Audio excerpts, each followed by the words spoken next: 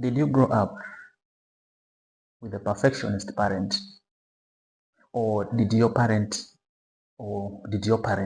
constantly compare you with your siblings? Every time they kept saying, you are not better than so and so. Your sister does this well. For you, you are just a lazy child.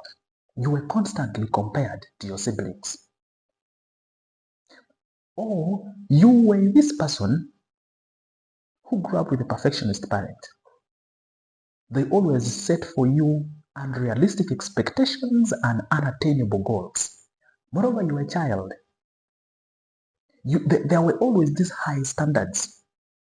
And when you did not fulfill or achieve these goals, your parent insulted you, your guardian insulted you, your caregiver insulted you, kept saying, called you names, you're lazy, you were good for nothing, you are useless, you're worthless, there's nothing you can do, you are just eating. Perfectionist parents are toxic parents. Now, I know, usually when we hear the word toxic, we tend to think of poison, bitterness, and such like. No, in psychology, what we call toxic is simply any kind of behavior that endangers, that jeopardizes the emotional stability and the psychological well-being of a person. So, a perfectionist parent is a toxic parent. What do I mean? Because if you set high standards for a child and when they fail to achieve them, you insult them, that is toxicity. Why? First of all, this is a child. This is a child, which means there are stages of development. Each stage of development for a child, you're supposed to give them a task, a standard, a goal that aligns with that level. But what perfectionist parents do, they give a child a very high goal, a very high standard, so much expectations, forgetting that those expectations need experience. And yet this child does not have that experience. So the problem now comes when the child fails. Instead of encouraging the child and accepting, acknowledging and telling the child, you know what? Failure is a normal thing. Try again. But it's okay. Thank you, you tried. Which means you have the will, you have the zeal. But a toxic parent will go ahead and call the child names. Such parents are so toxic. And if you grew up with such a parent, or if you grew up with a parent, a guardian, who constantly compared you with your siblings, this video is for you. I want you to listen very carefully. Because your relationships with other people, in friendships, in romance, is going to be in trouble. Now, what usually happens if you're being compared with your siblings or if you grew up with a perfectionist parent? The first thing that happens, you will be driven to win the love and approval of your parent. If you are compared with your sibling, do you know what happens? Your parent will withdraw their love from you and transfer to the other sibling that they think is better than you. So as a child, remember, you don't question your parent. You think they are right. So if they call you lazy, you are going to believe it because you think there must be a problem with you. Your parent cannot be lying. Remember, as a child, you look at your parent as a god. So you think your parent can't be lying. It is true you're lazy. So you start to try to win their love, to win their approval. Even when you are growing up with a perfectionist parent, the same thing. When they say you're worthless, you're useless, they withdraw their love. They transfer it to another child whom they think is doing well. So you are left there trying to win the love and the approval of your parent. What happens when you grow up with this kind of wound? Today, even when you grow up in your friendships, you are always trying to win the love and the approval of your friends. So you become what we call a people pleaser. You don't think you deserve love. You think you always have to work to win it. So you come with a vibe of willingness to always overdo.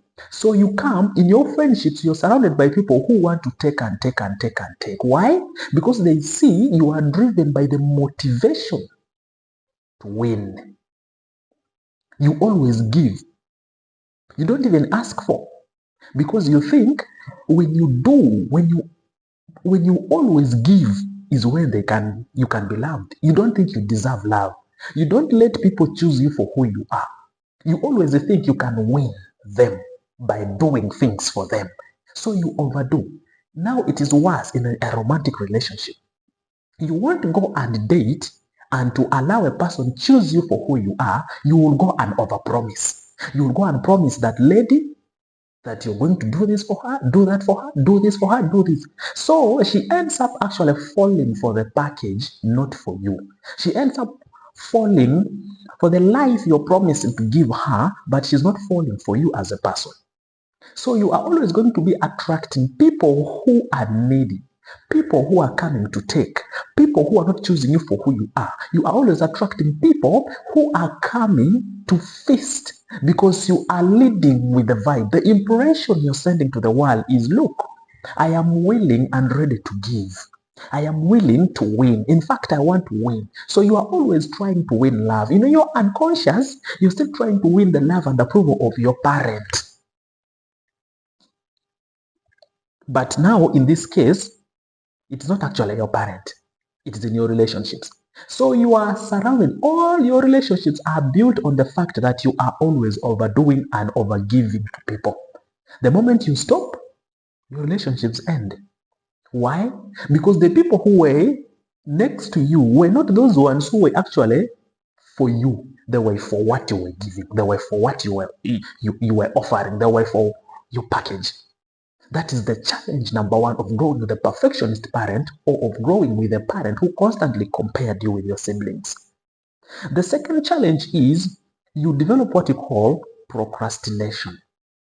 Procrastination means you take time to decide and to do something. So you are slow to decision making. Why? Because you are not sure whether that is the right way to do it. You're not sure whether you should do it that way. Why? Because when you were young, you were always criticized. You were never appreciated for whatever you did. Remember, you were set high standards. So you always think, if I do it this way, I'll get it wrong. If I do it this way, I'll get it wrong. My parent will complain again. My parent will insult me again. In your unconscious, that is what is ringing. But the truth is, it is okay for you to do it this way and fail, then do it again. You understand? So that is the problem. Another challenge is you will never enjoy the moment. You will never enjoy pleasure. Even when you win. Why? Because you think there could have been a better way for you to do it. Because you think you could have done it in a more perfect way. So even when people appreciate you, you think, no, should have done this well. I know. In your unconscious, you're like, I know dad is about to complain. I know mom is about to complain of this. So if you grow up with such parents, that is the challenge you have. Now, what do? What you need to do is to realize and visit that. You now need to decide, do you want to continue living like that, or you want a change? Now, if you accept, first go to a point of acceptance and accept that it happened to you. But challenge that message. I want you to constantly tell yourself that, no, I am not going to live with the idea of overgiving. I want you to learn to take time before you are actually trying to give. Slow down and observe and see this relationship. Am I really in a relationship because somebody chose me, or I am getting in here because someone has always been taking from me? Balance. Be slow to making such decisions of giving. Take your time. You need to heal from that. You can also write a letter. Write a letter and spill out how you felt, how your dad mistreated you, how you felt when they kept on comparing you with your elder sister, with your younger brother. You can also write a letter explaining how it made you feel when every time your father criticized you. After you write that letter, then challenge that message. Talk to the letter. Tell it, you know what, Dad? I was a child and I was allowed to fail. I was allowed to keep trying, but you did not appreciate me for whatever good I did. But from today onwards, I will continue trying. When I fail, I start it again. I challenge the idea that I should always be waiting for the perfect one, perfect way, perfect moment. I hope that was helpful. Share.